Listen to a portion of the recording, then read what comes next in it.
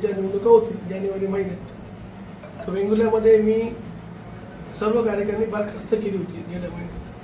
तर आता मला ती नवीन कार्यकारिणी करायची आहे आणि सर्व कार्यकर्त्यांना विश्वासात घेऊनच ती कार्यकारिणी तयार करायची आहे.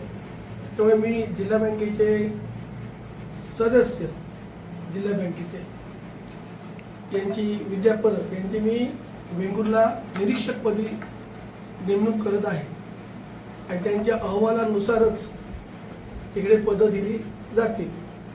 त्यासाठी त्यांना मी 1 महिन्याची मोकळीक देत आहे. त्याच्या आधी जर जिल्हा परिषदेच्या निवडणुका झाल्या आणि त्यांनी जर तयारी केली 8-10 दिवसात जरी तयारी केली तरी नवीन कार्यकारिणी जाहीर करण्यात येईल.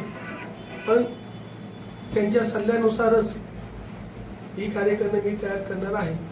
त्यामुळे वेंगुर्ल्याच्या सर्व कार्यकर्त्यांना आवाहन करतो की तुमची जी मतं आहेत ती तुम्ही अधिकृत मतं ही तुम्ही विद्या परबकडे मांडावी असं मी वेंगुर्ल्यातील सर्व कार्यकर्त्यांना आवाहन करतो. उद्या किंवा 2 दिवसात जे आता प्रभारी तालुका प्रमुख नेमलेले आहेत त्यांच्याशी कॉन्टॅक्ट करून ते एक मीटिंग लावतील जशी त्यांना पाहिजे तशी.